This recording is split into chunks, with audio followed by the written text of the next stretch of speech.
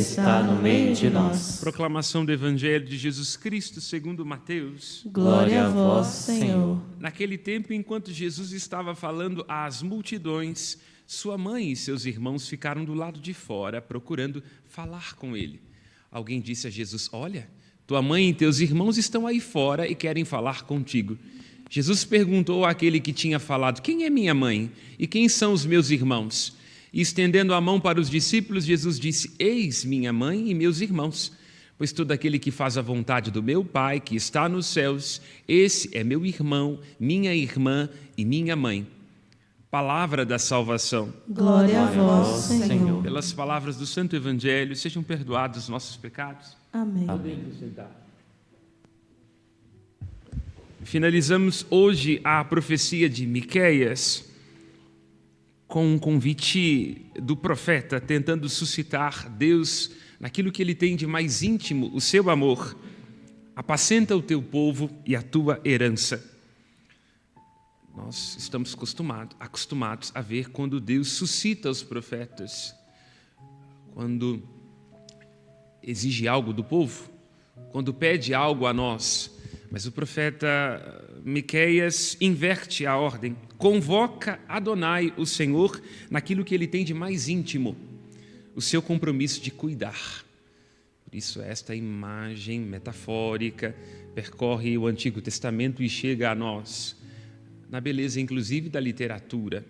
Várias pinturas reproduzem esta cena bucólica, onde Deus se expressa como um pastor que cuida das ovelhas, as tangencia, com elas se mistura, faz da sua vida o grande objeto do seu investimento e da sua aposta. O profeta Miqueias, não obstante, apresentando em sua narrativa a indignação do Senhor diante da infidelidade do povo, termina esta profecia com uma nota alta, assim como Mozart termina as suas peças, indicando que a nota mais alta, o ponto mais agudo, onde o céu se abre e é furado, é aquele lugar onde nós lembramos Deus do amor que Ele tem por nós. E amar significa padecer. Nós dizemos: quem pariu Mateus ou quem pariu os maus teus, que os balance. O grande mal, bem de Deus somos nós, não é? O objeto de sua preocupação e também da sua afeição. Deus não se cansa no seu amor, Ele é Rab Harum, lembra o Antigo Testamento, ecoado pelo apóstolo Paulo na carta aos Efésios. Deus é rico em misericórdia, transborda, sem limites. O seu amor nunca se cansa, não se esgota, não falha, está o tempo todo à procura de cada um de nós, as ovelhas que Ele perdeu no jardim do Éden. Eu sou o bom pastor dá a vida pelas suas ovelhas. O profeta suscita Deus no que ele tem de mais íntimo, no seu compromisso de cuidar, e isto é ecoado no Salmo 79, quando também na consciência das próprias fraquezas, porque nós, quando queremos, passamos de ovelhas a cabritos, damos muito trabalho. Ó pastor de Israel, presta ouvidos. Vós que sobre os querubins vos assentais, vós que a José apacentais como um rebanho. Assim também a beleza de Deuteronômio, no capítulo 32, versículo 9, quando o Deus de Israel sofrendo as dores do parto do seu povo, porque ao sair do Egito há uma multidão mais ou menos dispersa, um povo confuso. No momento em que Israel experimenta as dores da travessia, marchando no deserto, sem pão e sem lar, também Deus visita o seu Rechem, misericórdia, o seu útero, está dando à luz ao parto daqueles que passam de ser uma multidão de escravos dispersos a povo da aliança, nação santa. Neste parto, o Senhor Deus traz imagens belíssimas, assim como uma águia estende as suas asas, cobrindo seus filhotes, incitando-os a voar, assim o Senhor guarda Israel como a pupila dos seus olhos. Deuteronômio capítulo 32, versículo 9. Pois a porção do Senhor é o seu povo, Israel é a porção de sua herança. Uma imagem matricial, belíssima, para dizer que nós somos o povo que Deus escolheu. Amar significa escolher. Quando nós somos apaixonados, a gente se esbarra, né? Tanto que a imagem grega para dizer da paixão é o cupido, né? Aí nós podemos dizer, a paixão, não o amor, é uma flor roxa que nasce no coração dos trouxas. Você está distraído e aí se vê apaixonado. Ledo, engano. Agora, o amor não, o amor é uma escolha, uma eleição, apesar de o outro ser quem é. E até por causa da fidelidade que eu tenho a mim mesmo e por conta do meu compromisso, eu não desisto. É assim que Deus ama Israel, o seu povo, e faz deste povo a sua herança. Deus distribui porções de terra para cada uma das tribos de Jacó. E ele escolhe fazer de todo o povo a sua herança, o objeto da sua dedicação, da sua aposta, das suas dores de cabeça, do seu investimento. O amar é um deserto e seus temores, não é? Nós cantamos isso. Então Deus também aprende, porque no Antigo Testamento Deus aprende a amar no deserto, também com seus temores, fazendo o parto desta sua herança. E aqui, quando vemos Miqueias falando do Senhor Deus que deve apacentar o seu povo, que volta a compadecer-se, quando adentramos este mistério de um Deus que tangencia o seu povo, como um pastor ao seu rebanho, um Deus que está e caminha junto com o seu povo, vemos em Deuteronômio, nesse Midrash, nós vemos este mistério profundo do amor, que significa poder habitar com o outro e deixar o outro habitar em nós. Isso não tem a mínima condição de nós amarmos uma pessoa sem que nós passemos a habitar dentro dela, naquilo que ela é, e que a gente dê espaço para que ela alugue um apartamento dentro de nós. Entendeu? O amor é isso, nós vamos sendo habitados pelos sentimentos dos outros, fazendo os sentimentos e os interesses dos outros nossos, e a gente também se deixa fazer morada dentro do outro. Este é o mistério. Em primeiro lugar, no Antigo Testamento, quando Deus habita no meio do povo, por isso a arca com os 10 mandamentos, onde estava a arca, ele estava a presença, o Senhor Deus vai andando na arca, de tenda em tenda, acompanhando o seu povo, com presença, o que vai amadurecendo progressivamente como uma promessa de Emanuel, Imano, quer dizer, junto, Deus conosco, Deus com o seu povo. Por isso assim abre o Evangelho de Mateus, finalmente Deus veio ser um de nós, tornou-se carne como a nossa carne, e é aquilo que é desenvolvido pela vida mística, como o mistério da inabitação trinitária. Então, aparece no Antigo Testamento, com a arca da aliança que vai caminhando junto com o povo. Amadurece no cardos do Antigo com o Novo Testamento, no Evangelho de Mateus, o primeiro deles dizendo, e o seu nome será Emanuel, Deus conosco, armou sua tenda entre nós. E vai se desenvolvendo no sentido místico, no coração de cada um de nós. Porque é o que Cristo diz no Evangelho de João, é aquilo que nós cantamos como incipit, né, que é esse refrãozinho junto do aleluia antes do Evangelho, e é o que Cristo está querendo dizer nas Sagradas Letras através do evangelista Mateus, que está lá em João capítulo 14, versículo 23. Quem me ama realmente guarda a minha palavra, meu Pai o amará, a ele nós viremos e nele faremos a nossa morada. Então há um mistério de que nós, quando somos dóceis à vontade de Deus, quando nos abrimos à sua palavra, quando fazemos da nossa vida uma instância do reino de Deus, nós nos tornamos morada da Trindade. Por isso o estado de graça é importante, a oração e os sacramentos, porque nós estamos nos encontrando com aquele que é mais íntimo de nós do que nós somos capazes de ser. É o que diz Teresa d'Ávila no seu escrito Castelo Interior e Moradas. No mais íntimo de nós mesmos, onde a gente pensa que a gente vai se ensimesmar, lá está o soberano, Deus, Ele que mora em nós, não é? Com a centelha divina que nos deu e que vai nos atraindo para o céu. É isso. Então, o que é o céu que começa aqui como uma pequena semente na fé que se desenvolve? Nada mais é do que Deus querendo de volta aquilo que é dele. Entende? A porção do seu Espírito que Ele nos deu e que vai sendo encontrada em tudo aquilo que nós fazemos, porque para o cristão varrer a casa é um ofício sagrado, então ali é Deus quem faz, entende?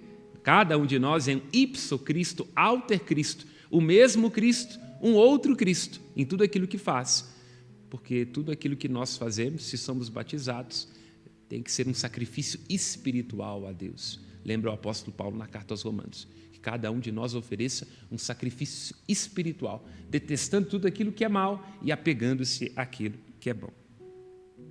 E aqui a beleza da profecia de Miqueias, quando diz que o Senhor está cumprindo, ao compadecer-se do povo, aquilo que Ele prometeu desde os tempos mais antigos, longínquos. É o que Lucas retoma no Benedictus, né? Bendito seja o Senhor Deus de Israel, que a seu povo visitou, libertou, fez surgir um poderoso Salvador na casa de Davi, seu servidor, como Ele falara pela boca de seus santos, os profetas, desde os tempos mais antigos. Miqueias aqui apresenta, Lucas retoma no Benedictus. E aqui, versículo 15, como foi nos dias em que nos fizeste sair do Egito, fazei-nos ver novamente os vossos prodígios, as vossas maravilhas. Ou seja, porque continuamente se vai voltando a este evento paradigmático da libertação do Egito. Porque foi ali que o Senhor Deus apresentou um amor que não retrocede. Um amor que não retrocede é o que é capaz de fazer aliança. Quando nós estamos enganados, um pouco sem entender os males que vêm depois, no dia do casamento, onde todos sobem ao altar com as meias verdades, amam aquilo que vem, estão acreditando e confiando naquilo que não vem, fazemos uma aliança. Quer dizer, eu sei que você vai vir com um combo daquela cunhada que pede dinheiro emprestado e não paga. Eu sei que a sua família é problemática, eu sei que você tem defeito, eu sei que você não vai ser exatamente o tempo todo belo assim, depois vai cada vez mais ficar barrigudo, careca, mas, olha só, eu tenho contigo um compromisso, uma aliança que não retrocede, é a isso que Miqueias está evocando. Ele está dizendo para Deus, o Senhor lembre daquilo que o Senhor jurou naquele dia, o Senhor não foi obrigado, você sabia onde é que você estava entrando. Então, se lembre daquilo que você prometeu a Abraão e a sua descendência. Não retroceda na sua aliança. Que beleza é essa, né? Um Deus que se deixa vencer no amor. É muito belo isso, né? Os profetas estão nesta barganha com Deus, não é? Apelando àquilo que Ele tem de mais íntimo, a sua promessa. Porque Deus não pode ser infiel a si mesmo. Entende? A exigência fundamental do amor é a fidelidade. Então, o profeta está dizendo para Deus, o Senhor se lembre da sua fidelidade. E assim seja misericordioso conosco. A gente se esqueceu que o Senhor se lembre. Essa é a perspectiva nos profetas e também nos salmos. Como nos dias da saída do Egito, quando o Senhor insistiu naquele povo de cabeça dura, então mostre as suas maravilhas. E aqui a beleza da barganha do profeta. Qual Deus existe como tu, que apagas a iniquidade, esqueces o pecado daqueles que são o resto de tua propriedade. Aqui é a beleza do nome do profeta. Né? O nome do profeta é Miqueias. Quem? Ias. Quem como o Senhor? Não é? Micael, de onde vem Miguel, quem como Deus? Miqueias, quem como o Senhor? Ou seja, o Senhor é o Kadosh, é o santo. Ninguém é santo como é santo o nosso Deus. Ninguém é justo à semelhança do Senhor. Então, aqui fazendo um parênteses para entender o que isso significa, o nome do profeta, o que ele está provocando e suscitando em Deus, como estudante de comunicação e de marketing, o que nós aprendemos é que toda marca tem que ter uma diferenciação, não é? Para que a gente olhe para um refrigerante, por exemplo, e consiga ver porque ele é vermelho, não vou falar o nome porque não está me patrocinando, e veja que é diferente daquele que é verde, né? Um diz assim, abra a felicidade. Aí eu incentivando as pessoas a tomarem. O outro diz, é coisa nossa. Então tem que ter uma diferenciação para você saber o que é um e o que é outro. Esse é o grande objetivo de uma marca. Então toda marca tem que ter um fator de diferenciação. O que é santo no hebraico? É kadosh. Deus é o todo diferenciado. Ele é o diferente. É o kadosh. Então, quem é como Deus? Ninguém é como Deus. E o que é o fator de diferenciação de Deus? A sua misericórdia. Voltamos ao versículo 18. Qual Deus existe como tu? Quem é essa Coca-Cola toda? Que apagas a iniquidade, esqueces o pecado, daqueles que são retos, o resto de sua propriedade. Ele não guarda rancor, Ele ama, Ele é misericórdia, voltará a compadecer-se de nós, esquecerá nossas iniquidades, lançará ao fundo do mar todos os nossos pecados. Essa é a diferenciação de Deus. A sua fidelidade, emet, confiança, verdade, lealdade, a sua misericórdia, bondade, amor, complacência. E Lucas, quando lê, porque Mateus diz, sede perfeitos, sede diferenciados como Deus é diferenciado. Mas a perfeição, numa perspectiva grega, pode nos dar a ilusão que a gente nunca vai dar conta disso. O que é perfeito, né? Um homem perfeito é um homem morto. Quer dizer, não fala, não se altera, não muda. Aí Lucas diz, não é perfeito, é sede misericordiosa, como vosso Pai é misericordioso. Então Lucas está ajudando a perceber que a diferenciação, a perfeição de Deus e nós com Ele nos tornando diferenciados, nós nos tornamos o quê? Misericordiosos, compassivos, bondosos como Ele é. Próximos dEle, nós assumimos aquilo que Ele é, assim como a brasa assume as propriedades do fogo. É isso, né? O Senhor, versículo 20, pisa a culpa, lança na profundeza os pecados, mostra o seu emet, a sua fidelidade a Jacó e o seu hesed a Abraão, conforme prometeu. Aqui, como uma rápida alusão, para mim uma das obras mais belas da música erudita é o Requiem de Mozart, que ele escreve um pouco às pressas, porque era um homem que fazia muitas dívidas. Alguém misteriosamente bate na porta dele um dia pedindo para ele comprar um Requiem, que é uma missa para os defuntos. E, ironicamente, é a última obra que ele faz, porque o Requiem, que ele não dá conta de terminar, acaba sendo usado para o próprio funeral dele, né? O Requiem de Mozart. E lá tem um momento do Requiem, hóstias, onde está pedindo a Deus para que tenha misericórdia pelos defuntos que subiram, não é? Aqui eu fico pensando, sobretudo, as viúvas, dizendo para Deus, olha, não foi um bom marido, não, mas recebe ele aí bem. Aí, nesse momento onde se está pedindo pelas almas dos fiéis defuntos, se diz assim no Requiem de Mozart, quam olem Abraham promissiste et semine eius, conforme prometestes a Abraão. Então, ali naquele momento, por que se pode pedir a Deus que seja misericordioso? Porque o Senhor Deus prometeu a Abraão e a sua descendência. A Escritura chama Abraão de amigo de Deus. Se diz que o Senhor Deus afeiçoou-se de Isaac e que Jacó se tornou seu servo. É a isso que o profeta está aludindo quando termina a primeira leitura, dizendo, tu manterás a fidelidade a Jacó e terás compaixão de Abraão, como juraste, aquilo que Mozart coloca no Requiem. Quam olem Abraham promissiste et semine eius, conforme prometestes a Abraão e a sua descendência para sempre. Um Deus que não retrocede no seu amor, e aqui vamos a Saint-Exupéry, no Pequeno Príncipe. Nós somos eternamente responsáveis por aquilo que nós cativamos. Deus, como pastor, é eternamente responsável por aquilo que Ele cativou. E assim cada um de nós também no seu amor. Se pergunte sobre aquilo que você cativou. Você cativou o seu esposo no casamento, a sua esposa? Então você é responsável por ele. Com amor responsivo. Você quis ter filhos que são bons, mas custa caro e duram? Você é responsável por eles.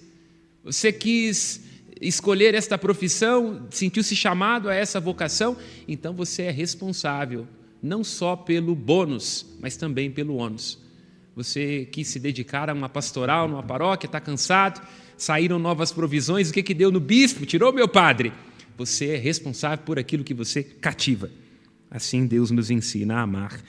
E aqui terminamos com um olhar sobre o Evangelho. Quando se aproximam de Jesus, nós iremos ver isso várias vezes acontecer, já que estamos em tempos de eleição. Está aqui a esposa, a mãe, a família do prefeito, vamos recebê-los bem. Aí Jesus diz o quê? Um lugar VIP para minha mãe, para os meus adelphoi, ou seja, para os irmãos, no sentido de parentes, primos, não é? Essa mesma palavra usada para dizer irmãos e primos no grego, adelphos, adelphoi no plural.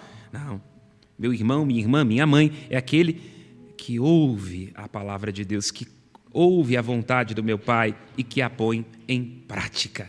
Este é o que faz a vontade do meu Pai. Aqui nós estamos vendo, mais uma vez, como disse no início, o mistério dessa inabitação trinitária. Quando guardamos a palavra, a vontade do Pai em nós, nós nos tornamos membros da família de Deus. E, como foi destacado no início da celebração, aqui não se trata de diminuir a Virgem Maria, muito pelo contrário, a aumenta. Cristo está elogiando a Sancta Parens, a sua Santa Mãe, porque, como lembra Santo Agostinho, Maria, antes de conceber no ventre, concebeu nos ouvidos. É isso. Antes dela acolher, ser dócil à palavra gerada no seu ventre, ela foi dócil, se deixando fecundar, visitar no ouvido. Peçamos a intercessão da Virgem Maria para que em nossa vida se cumpra a vontade do Pai. Sejamos misericordiosos como o Pai e que, sobretudo, nós aprendamos que amar significa dar ao totalmente outro e aos outros o privilégio da escuta e da atenção. Louvado seja nosso Senhor Jesus Cristo. Para sempre seja louvado. Aos céus nossas preces.